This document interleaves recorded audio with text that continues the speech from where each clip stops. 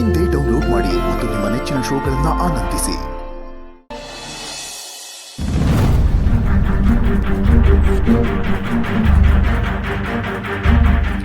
ಇಲ್ಲವರೆಗೂ ಏನೆಲ್ಲ ಆಗಿದೆಯೋ ಅದನ್ನ ನೋಡಿದ್ರೆ ಒಂದಂತೂ ಸ್ಪಷ್ಟ, ಶಕುಂತಲಾತೆಗೆ ಗೌತಮ್ ಅವ್ರನ್ನ ಕಂಡ್ರೆ ಆಗಲ್ಲ. ಮಗ ಅಂತ ಬಾಯಿನಲ್ಲಿ ಹೇಳ್ತಾರೆ, ಆದ್ರೆ ತೋರ್ಸೋದು ಮಲ್ತಾ ಇದ್ದವ್ರನ್ನೇ. ಅವರು ಗೌತಮ್ ಅವ್ರನ್ನ ತಮ್ಮ ಮಕ್ಕಳಿಗೆ ಕಾಂಪಿಟೇಟರ್ ಅನ್ನೋ ತರ ನೋಡ್ತಾರೆ. ಅವ್ರ ಬಗ್ಗೆ 10 ಜನ್ಮಕ್ಕಾಗೋ ಅಷ್ಟು ದ್ವೇಷ, ಅಸೂಯೆ ಅವ್ರಿಗಿದೆ. ಆದ್ರೆ ಅದನ್ನ ತೋರಿಸ್ಕೊಳ್ದೆ ಒಳಗೆ ಏನ್ ಮಾಡ್ಬೇಕು ಅಂತಿದ್ರು ಅದನ್ನ ಮಾಡ್ಕೊಂಡು ಬಂದಿದ್ದಾರೆ. ಛೇ, ಇಂಥವ್ರು ಇರ್ತಾರ? ಸಂಬಂಧನ ವ್ಯವಹಾರ ಮಾಡ್ಕೊಂಡ್ಬಿಟ್ಟಿದ್ದಾರೆ. ನನಗೆ ಈಗೆಲ್ಲ ಕ್ಲಿಯರ್ ಆಗ್ತಿದೆ. ಇವತ್ತಿನ ತನಕ ಮನೇಲಿ ಏನೇನಾಗಿದೆಯೋ ಅದಕ್ಕೆಲ್ಲ ಕಾರಣ ಇವರೇ. ಅವ್ರು ಮಾಡಿರೋ ಪಾಪಕ್ಕೆ ತಕ್ಕ ಪ್ರಾಯಶ್ಚಿತ್ತ ಆಗ್ಲೇಬೇಕು. ಈಗಲೇ ಗೌತಮ್ ಅವ್ರು ಕಾಲ್ ಮಾಡಿ ಎಲ್ಲಾನು ಹೇಳ್ತೀನಿ.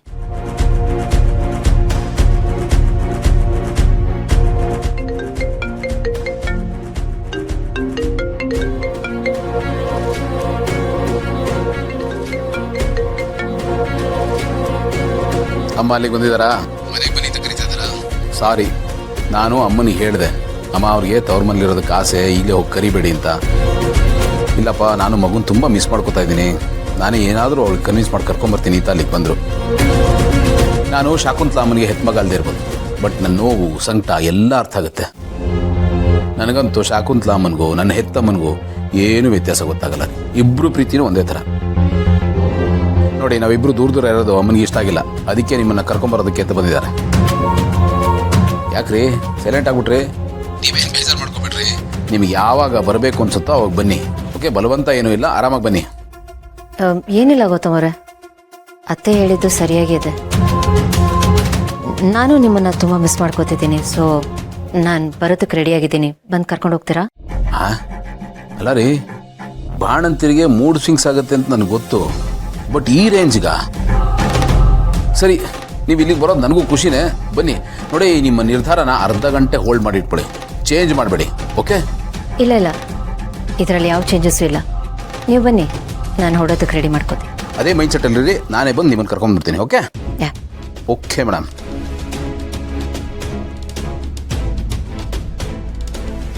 ಛೇ, ಗೌತಮ್ ಅವರು ಶಕುಂತಲಾ ಅತ್ತೆನ ಎಷ್ಟು ನಂಬ್ಕೊಂಡಿದ್ದಾರೆ, ಅವ್ರ ಮೇಲೆ ಎಷ್ಟು ಗೌರವ ಇಟ್ಕೊಂಡಿದ್ದಾರೆ. ಸತ್ಯನ ಹೇಗೆ ಹೇಳಿ?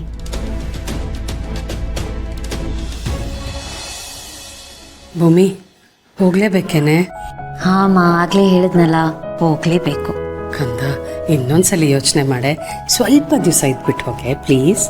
ಸಾರಿ ಮಾ, ನಿನಗೆ ಗೊತ್ತಲ್ವಾ ಗೌತಮ್ ಅವ್ರು ನನ್ನನ್ನು ಎಷ್ಟು ಹಚ್ಕೊಂಡಿದ್ದಾರೆ ಅಂತ. ಅವ್ರು ನನ್ನ ವಿಷಯದಲ್ಲಿ ಎಷ್ಟು ಪೊಸೆಸಿವ್ ಅಂತ ನಿನಗೆ ಗೊತ್ತು. ಜೊತೆಲಿ ಮಗು ಬೇರೆ ಸೇರ್ಕೊಂಡ್ಬಿಟ್ಟಿದೆ ಆ ಲಿಸ್ಟಲ್ಲಿ. ಅವರು ನಮ್ಮಿಬ್ಬರನ್ನ ಬಿಟ್ಟು ಇರೋದಕ್ಕಾಗೋದೇ ಇಲ್ಲ ಅಮ್ಮ. ಪ್ಲೀಸ್, ನೀನು ಬೇಜಾರು ಮಾಡ್ಕೊಬೇಡ. ನಾನು ಇನ್ನೊಂದು ದಿನ ಬಂದು ಹೋಗ್ತೀನಿ. ನಿನಗೆ ನಂದು ಅಥವಾ ಮಗನ ನೆನಪಾದ್ರೆ ನೀನು ಬಂದು ಹೋಗು. ಕಂದ ಪ್ಲೀಸ್ ಕಣೆ. ಮಾ ಪ್ಲೀಸ್ ಮಾ, ಗೌತಮ್ ಅವ್ರಿಗೆ ಅಷ್ಟು ದೊಡ್ಡ ಮನೆ ನಾವಿಲ್ದೆ ಖಾಲಿ ಖಾಲಿ ಅಂತ ಅನ್ಸೋ ಶುರು ಆಗ್ಬಿಟ್ಟಿದೆ. ಅವ್ರ ನಮ್ಮನ್ನು ಅಷ್ಟೊಂದು ಹಚ್ಕೊಂಡಿರ್ಬೇಕಾದ್ರೆ ನಾವು ಹೋಗ್ತಾ ಇದ್ರೆ ಹೇಗಮ್ಮ? ಅದು ಅಲ್ಲದೆ ಅತ್ತೆ ಬೇರೆ ಮನೆವರೆಗೂ ಬಂದು ಕರೆದು ಹೋಗಿದ್ದಾರೆ. ನಾನು ಹೋಗ್ತಾ ಇದ್ರೆ ಸರಿ ಹೋಗಲ್ಲ ಅಲ್ವಾ? ಆಯ್ತು ಕಂದ, ನಿನ್ನನ್ನು ಫೋರ್ಸ್ ಮಾಡಲ್ಲ, ಬಟ್ ಅವಾಗವಾಗ ಬಂದು ಹೋಗ್ತಾ ಇರೇ ಪ್ಲೀಸ್. ಖಂಡಿತ ಬರ್ತೀನಮ್ಮ. ನನಗೂ ಇಲ್ಲಿರ್ಬೇಕು ಅಂತ ಆಸೆ ಇದೆ, ಬಟ್ ಏನು ಮಾಡಲಿ, ಅಪ್ಪ ಅಮ್ಮನಿಗಿಂತ ಹೆಚ್ಚಾಗಿ ಪ್ರೀತಿ ಮಾಡೋ ಗಂಡ ಸಿಗ್ಬಿಟ್ಟಿದ್ದೀನಲ್ಲ. ಕರೆಕ್ಟ್, ಆ ಪಾಯಿಂಟ್ ನಾನು ಒಪ್ಕೋತೀನಿ. ನೀ ಹೋಗ್ಬೇಕಂದ, ಹೋಗ ಅವ್ರ ಜೊತೆ ಇರು, ನನಗೂ ತುಂಬ ಖುಷಿ ಆಗತ್ತೆ. ನನ್ನ ಮಗಳು ಅನ್ಯ ಇಷ್ಟು ಅನ್ಯೋನ್ಯವಾಗಿದ್ದಾರಲ್ಲ ಅಂತ ಖುಷಿ ಪಡ್ತೀನಿ, ಗೊತ್ತಾಯ್ತಾ? ಹ್ಯಾಪಿಯಾಗಿರು. So sweet of you. Thank you, Ma. Miss you, Bangari. I miss you too, Ma.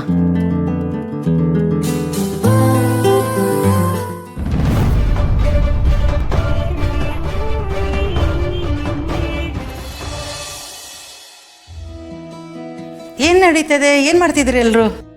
Ma'am, ಅದನ್ನ ಹೇಳೋದಲ್ಲ, ನೋಡೋದು. It's a surprise. Really? Yeah, look the surprise.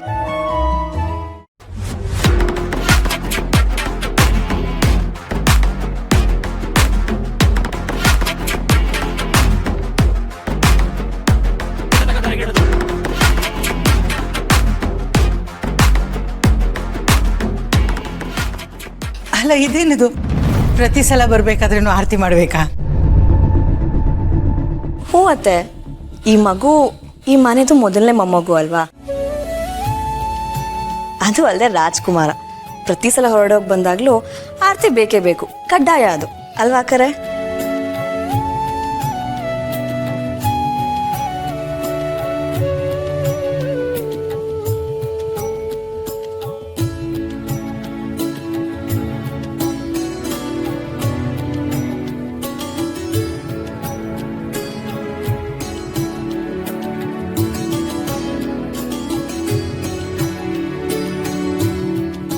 ಇದೇನ್ ಗೌತಮ್, ನಾನು ಹೋಗಿ ಕರೆದಾಗ ಭೂಮಿಕಾ ಬಂದಿಲ್ಲ, ನೀನ್ ಕರೀದ ತಕ್ಷಣ ನೋಡಿ ಬಂದ್ಬಿಟ್ಲು. ಇಲ್ಲಮ್ಮ, ನೀವು ಅವ್ರ ಮನೆಗೆ ಹೋಗಿ ಬಂದಮೇಲೆ ಅವ್ರಿಗೂ ಅನಿಸಿದೆ ಇವ್ರು ಇಲ್ಲಿರೋದೇ ಕರೆಕ್ಟು ಅಂತ. ನನಗೆ ಫೋನ್ ಮಾಡಿದ್ರು, ನಾನು ಹೋಗಿ ಕರ್ಕೊಂಬಂದೆ. ಯಾರು ಕರ್ಕೊಂಬಂದ್ರೇನೋ ಬಂದ್ರಲ್ಲ, ಅದೇ ಖುಷಿ ನನಗೆ.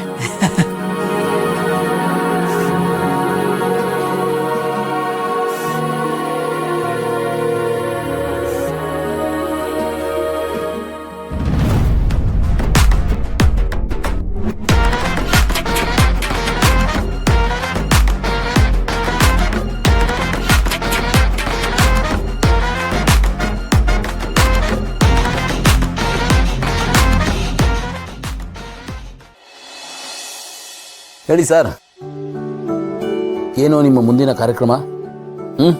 ಆಜ್ಞೆ ಮಾಡಿ, ನೆರವೇರಿಸೋಣ. ಅಪ್ಪ ಮಗ ಏನ್ ಮಾಡ್ತಿದ್ದೀರಾ?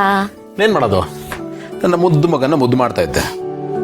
ಎಷ್ಟು ಮುದ್ದು ಮಾಡಿದ್ರು ಸಾಲದು, ಮುದ್ದು ಮಾಡ್ತಾನೇ ಇರಬೇಕು ಅನ್ಸುತ್ತೆ. ಅಪ್ಪ ಒಳ್ಳೆ ಕಂಪ್ನಿ ಸಿಕ್ಬಿಟ್ಟಿದ್ದಾರೆ. ಬಟ್ ಏನೇ ಹೇಳಿ, ಅಪ್ಪನಿಗೆ ಫಸ್ಟ್ ಆ್ಯಂಡ್ ಬೆಸ್ಟ್ ಕಂಪನಿ ಅಮ್ಮನೇ ಕಣ್ರಿ. ಹೌದ್ರಿ, ನಾನು ನಿಮ್ಮ ಜೊತೆ ಕಾಲ ಕಳಿತೀನಲ್ಲ, ಅದೇ ನಂಗೆ ಭಾಳ ಖುಷಿ ಕೊಡೋ ವಿಷಯ. ನನ್ನ ಲೈಫಿನ ಬೆಸ್ಟ್ ಮೂಮೆಂಟ್ಸ್ ಅಂದರೆ ಇದೆ. ನಿಜ ಹೇಳ್ತಾ ಇದ್ದೀನಿ ರೀ, ಬಾಯಿ ಮಾತು ಹೇಳ್ತಾ ಇಲ್ಲ. ನೀವು ಮನೇಲಿ ಇಲ್ಲದೆ ಇದ್ದಾಗ ಎಷ್ಟು ಖಾಲಿ ಅಂತ ಅನ್ನಿಸ್ತಾ ಇತ್ತು ಗೊತ್ತಾ?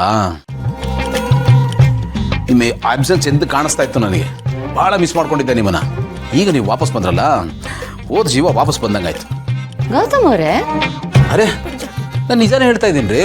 ನೀವು ಇಲ್ಲದೆ ಇದ್ರೆ ನಾನು ಇಲ್ದಂಗೆ ಇರ್ತೀನಿ, ಯಾವುದಕ್ಕೂ ಮೂಡಿರಲ್ಲ, ಥರ ಸೈಲೆಂಟ್ ಆಗಿಬಿಡ್ತೀನಿ.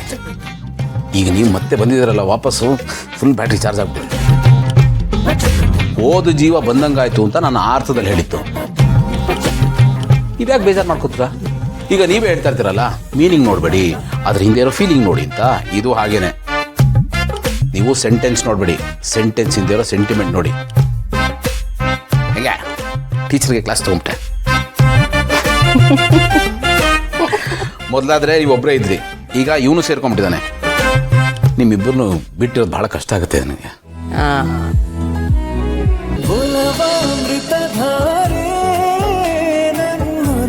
ಅಮೃತಧಾರೆ